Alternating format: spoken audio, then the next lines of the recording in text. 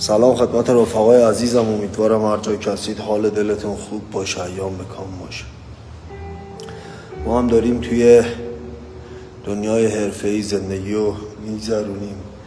بالا پایین داره، ولی من عاشق این بالا پایینشم، عاشق این چالش هایی هم که گاهی وقتا حتی خودت هم نسبت به خودت ایمانت از دست میدی، ولی چیزی که تو رو جلو میبره ناخودآگاه توه که باعث میشه خودآگاهت اون کاریو کنه که درون قلبت اونو میخواد. در کل در نوسان زندگی هر چقدر که در پیچ و تاب زندگی باهاش برقصی، همونقدر مضحکه زندگی میشی.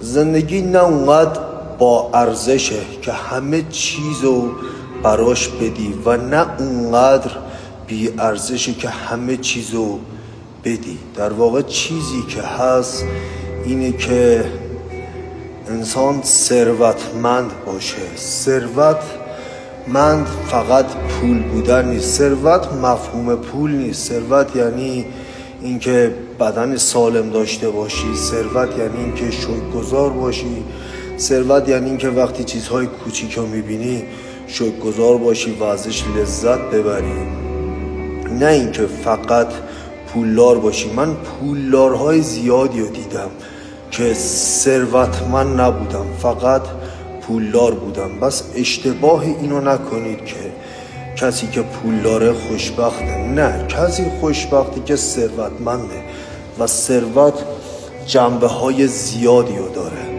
که میتونیم بگیم یک شخص ثروتمنده یا نه.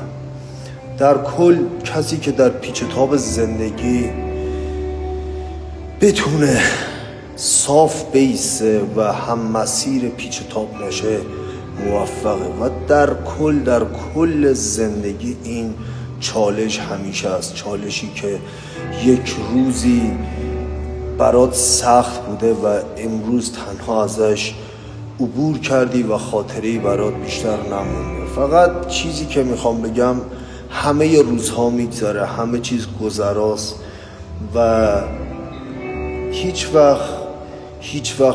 وقت تسلیم این روزهای گذرا نشید که آینده‌تون رو بخواید به خاطر چیزهای گذرا از دست بدید. چیزهای گذرا هم زیاده و خودتون میدونید حرفم چیه. چیزهایی که توی نیم ساعت 10 دقیقه تموم میشه، چیزهایی که به هیچ بنده، شاید الکل باشه، شاید دود باشه و هیچ وقت سمت اونا نرید. اونا همونقدر که تصویر زیبا دارن، همونقدر ذات شیطانی هم دارن که شما را به بذر نابودی تبدیل میکنن.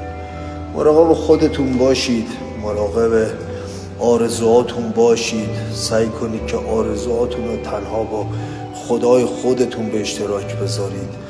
آدما آرزوهاتون رو خراب میکنن. آدما آرزوهایی که تو دلت داری یا بهت میگن دمت گرم که تعدادشون کمه، یا منصرفت میکنن، اعتماد به نفست رو کم میکنن. در کل مراقب خودتون باشید.